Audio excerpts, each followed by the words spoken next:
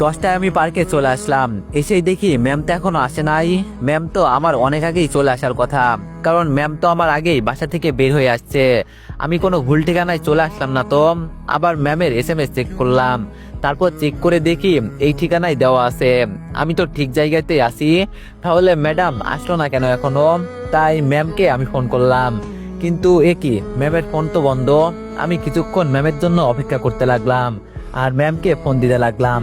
প্রায় 2 ঘন্টা অপেক্ষা করার পরও যখন ম্যাম এলো না, তখন আমার কেমন জানি খটকা লাগলো। ম্যাম কি আমাকে ঠকালো? কেন জানি না অজান্তেই চোখ থেকে পানি আসতে শুরু করছে। তাই আর সেখানে এক মুহূর্ত দেরি না করে একটা রিক্সা করে বাসায় আসতে লাগলাম। রিক্সাতে বসে ম্যামের কথাই বারবার মনে পড়তে লাগলো। কিভাবে ম্যাম আমাকে ঠকাতে পারলো? এইদিকে আমি ম্যামকে ফোন করে যাচ্ছি, কিন্তু ফোন বন্ধ। আমার চোখের সামনে এখন অন্ধকার নেমে আসছে, চারিদিকে শুধু ঘোলাটে দেখছি। বাসার সামনে আসতেই রিক্সা ভাড়া দিয়ে ভিতরে চলে গেলাম। রুমে এসেও কেমন জানি অস্থির লাগছে। ম্যাম আমার সাথে কেন এমনটা করলো? আর সরাসরি গিয়ে জিজ্ঞাসা করব। তাই ম্যামকে বলার উদ্দেশ্যে ওনাদের দরজার সামনে দাঁড়িয়ে আছি। কিছুক্ষণ পর দরজায় নক করলাম, ভিতর থেকে আন্টি এসে দরজা খুলে দিল। আমি বললাম, আসসালামু আলাইকুম আন্টি। আন্টি বলল, ওয়ালাইকুম আসসালাম। রাকিব বাবা, কিছু বলবা? ভিতরে আসো। আমি বললাম, না আন্টি, ভিতরে যাব না। ম্যাম আছে?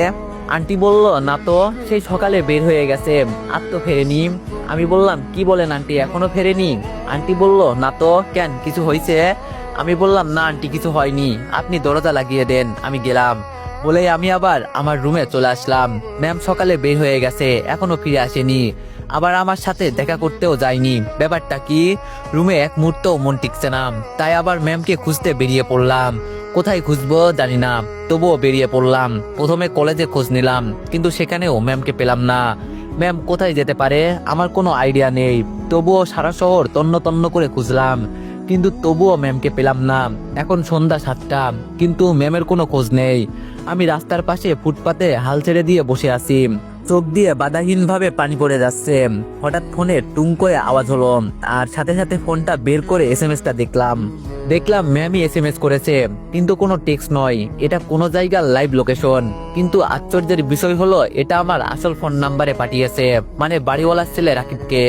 তাই আমি আর এক মুহূর্ত দেরি না করে ম্যামের দেওয়া লোকেশনে যাওয়ার জন্য একটা রিক্সা নিলাম। প্রায় 20 মিনিট পর ম্যামের দেওয়া লোকেশন অনুযায়ী পৌঁছে গেলাম, কিন্তু এখানে তো কিছুই নাই। রিক্সাওয়ালা মামাকে সব খুলে বললাম, তাই উনিও আর চলে গেলেন না। আমার সাথেই ম্যামকে খুঁজতে লাগলেন। এটা একটা শুনশান জায়গা, কিন্তু এই জায়গায় ম্যামের ফোনের লোকেশন দেখায় কেন? নিশ্চয়ই কোনো ঘাপলা আছে। আমি আশেপাশে ভালো করে লক্ষ্য করলাম। রিক্সাওয়ালা মামাও খুঁজলেন, কিন্তু আমরা কিছুই দেখতে পেলাম না। তাই আশেপাশে আবার ভালো করে লক্ষ্য করে দেখি, একটা পুরোনো গ্যারেজের মতো, মনে হয় পরিত্যক্ত, অনেকদিন কেউ ব্যবহার করে না, আর সহজে এখানে কেউ আসবেও না। আমি আর রিক্সাওয়ালা মামা গ্যারেজের ভিতরে ঢুকে পড়লাম। গিয়ে যা দেখলাম তা দেখে আমি নিজের চোখকেই বিশ্বাস করাতে পারছিলাম না। কারণ এটা তো ম্যামের চুলগুলো এলোমেলো হয়ে আছে, শাড়ি ঠিকভাবে নেই, এলোমেলো ভাবে ছেঁড়া, ব্লাউজের অনেকখানি ছেঁড়া, হাতে যেখানে ছেঁড়া তার 2 পাশে রক্ত বের হয়ে শুকিয়ে গেছে। ম্যামকে এই অবস্থায় দেখে চোখ দিয়ে অজরে পানি পড়তে লাগলো। ওখান থেকে এক দৌড়ে ম্যামের কাছে ছুটে এলাম। তারপর হাঁটু গেড়ে বসে ম্যামের মাথা আমার মাথার উপর করে নিয়ে বলতে লাগলাম, ম্যাম আপনার কি হয়েছে? প্লিজ একবার চোখ খোলেন, আমি এসে গেছি ম্যাম, আর কোনো চিন্তা নেই ম্যাম, প্লিজ ম্যাম একবার চোখ খোলেন। ম্যামের মুখটা একদম বিবর্ণ নিস্তেজ, ঠোঁট শুকিয়ে ফেটে গেছে, নিঃশ্বাস চললেও খুব ধীরে ধীরে, যেন জীবন তার সেই ধাপে এসে ঠেকেছে। আমি পাগলের মতো চিৎকার করে কাঁদতে লাগলাম, ম্যাম প্লিজ একবার চোখ খোলেন, আমি রাকিব, দেখেন তো আমি এসে গেছি, প্লিজ ম্যাম। ম্যামের হাতটা তুলে নিজের কপালে চেপে ধরলাম। হিমশীতল হয়ে গেছে হাতটা।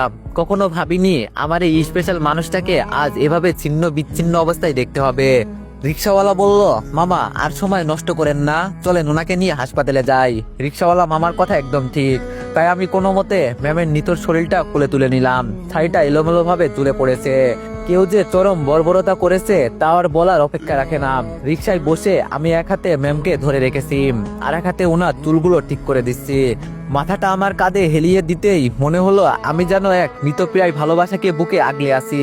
আমার চোখের পানি থামছেই না। এই ভালোবাসা তো এমন ছিল না, এভাবে কষ্ট পাওয়ার জন্য তো আমরা ভালোবাসিনি।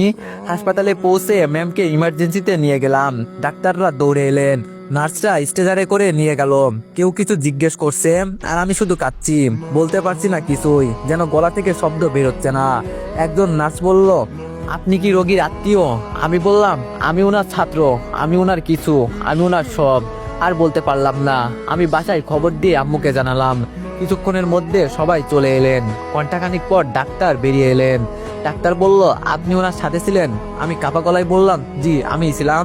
ডাক্তার বলল, খুব দুঃখজনকভাবে বলছি, মেয়েটিকে শারীরিক এবং মানসিকভাবে অত্যাচার নির্যাতন করা হয়েছে। ওনার শরীরে একাধিক আঘাতের চিহ্ন রয়েছে, রক্তক্ষরণও প্রচুর হয়েছে।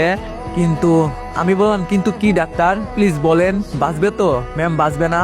ডাক্তার বলল, এখনই কিছু বলা যাচ্ছে না, আমরা ওনার জীবন বাঁচাতে আপ্রাণ চেষ্টা করছি, আপনি দোয়া করেন। আমি হাসপাতালের করিডোরে বসে পড়ে ফুপিয়ে ফুপিয়ে কাঁদতে লাগলাম। আঙ্কেল আন্টি সবাই কাঁদছে। ভালোবাসা যদি এমন কষ্টের হয়, তাহলে আমি আর ভালোবাসতে চাই না। আমি শুধু চাই ম্যাম আবার আমাকে একবার বলুক আমার পিতৃ স্বপ্নচারীটা, শুধু একবার। রাত প্রায় 3টা বাজে। হাসপাতালের করিডোরে আমি একা বসে আছি। চোখের নিচে কালি জমেছে, চোখ লাল হয়ে আছে, ঠোঁট শুকিয়ে গেছে, একবারও চোখের পানি শুকায়নি। হঠাৎ এক নার্স দৌড়ে এলো। নার্স বলল, আপনি রাকিব? আমি হতভম্ব হয়ে মাথা নেড়ে বললাম, জি। তাড়াতাড়ি চলুন, রোগীর অবস্থা ক্রিটিক্যাল, ডাক্তার আপনাকে দেখতে বলেছে। আমি দৌড়ে গেলাম আইসিইউর সামনে। কাছের ভেতর থেকে ডাক্তার একজন ইশারা করলেন। তারপর আমি ধীরে ধীরে ভিতরে ঢুকলাম। ম্যাম তখনও চোখ বন্ধ করে শুয়েছিলেন, মুখে অক্সিজেন মাস্ক, মুখটা কেমন যেন নীলছে, নিঃশ্বাস নিতে কষ্ট হচ্ছে। আমি ওনার পাশে গিয়ে হাত ধরলাম। ম্যাম, ম্যাম, আমি রাকিব, আপনার ছদ্মবেশী কবি, প্লিজ চোখ খোলেন, প্লিজ একবার শুধু বলেন আমার পিতৃ স্বপ্নচারীটা। ম্যামের চোখের কোণে হালকা এক ফোঁটা জল চিকচিক করলো। হয়তো শেষ ভালোবাসাটা ঠিক সেখানেই জমা।